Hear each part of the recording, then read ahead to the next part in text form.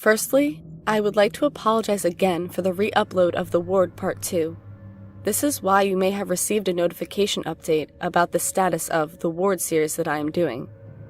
In an attempt to correct some grammar errors, I slipped up and accidentally deleted it, which, to be honest, may be how it should have stayed. But secondly, I received a PM shortly after posting it for the first time. If anyone has any info on this user, message, anything, I would be really relieved and grateful. The message was from a user, Silver Magnus, a user I cannot find upon searching for them anywhere, and was written as follows. I have been reading The Ward series, and I, along with some others, are not happy with your postings. Take this however you would like, but this is your one and only warning not to delve any deeper into the topic matter detailed in The Ward. We also demand for immediate removal of both Part 1 and Part 2. Again, this is your only warning, Mr. My name, my address. Signed, Silver Magnus. I am not too familiar with Reddit yet, especially the subreddit No Sleep, but as far as I know, Silver Magnus is not a moderator. I don't understand what kind of infraction I have made or how they figured out my address. Silver Magnus, if you are reading this, which I assume you are, I take threats like this very seriously, but I will not stop posting, especially since it seems like you are trying to keep something hidden. To everyone else, I thank you for all of your kind words. It's hard keeping all of these experiences internalized because I feel like no one would understand or care. I really don't know what would spark this kind of message, but somehow I feel like it is connected to that hole in room 230. I haven't really worried so much about it since the day of the power outage. Now though, when I passed it up today, I felt an overwhelming sense of dread. I seriously doubt I will be taking my boss for any more walks past that part of the hallway. Something just feels different now. I don't know what it is. It just makes me get a sense of foreboding. On the other hand, I may just be paranoid or overreacting. Or both. If this is some kind of joke, a sort of sick roleplay, I don't find it funny.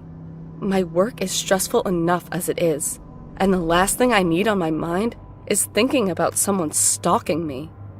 If anyone thinks it may just be better to stop posting, I can do so.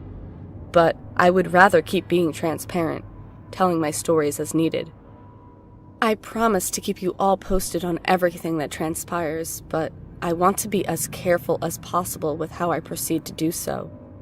I'm going to try to talk to Mark sometime this week about everything, as I mentioned before in the comments. Please let me know if there is anything you want me to ask him.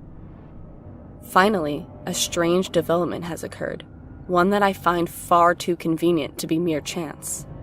I was about to punch out for the day, and I just happened to look through the room list.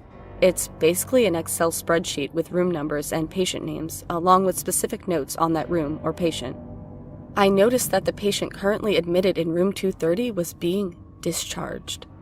Most of the time, seeing a discharge notice is a happy occasion, but the patient in room 230 suffers from severe psychopathy. It's not something that just gets better. We fully expected for her to spend the rest of her life in here. In fact, just last Sunday, we found her dismembering a bird that she managed to catch outside. She weaved all the plucked feathers in her hair and proceeded to eat the meat off the poor thing. Alive. That is the kind of mental illness we are dealing with here, and they are discharging her. I asked around, and either everyone was playing dumb or really didn't know why she was leaving. I asked my boss. She just says that the patient has fulfilled all of the requirements to be discharged. There isn't much we can do. They want to move her out this Saturday. I'm livid by that point, and proceed to politely remind my boss about the bird incident. She just shrugs and asks me not to worry about it. I do worry about it though, I dash to room 230 and look through the little window to the patient's room. I see her just sitting in the bed, facing the wall.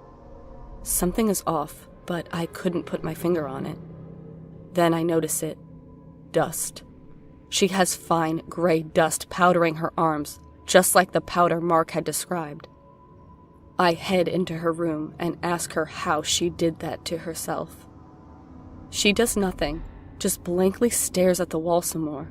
I crane my neck to look under the bed. The hole was back, and it was full of gray, chalky powder. When I look back up, the patient is smiling from ear to ear at me. We had filled that hole with concrete after the first incident, but it was back now. I tell the janitor, and he says he will get on it. Besides him, though, I don't say another word about it to anyone. Something is going on here, and I'm going to get to the bottom of it.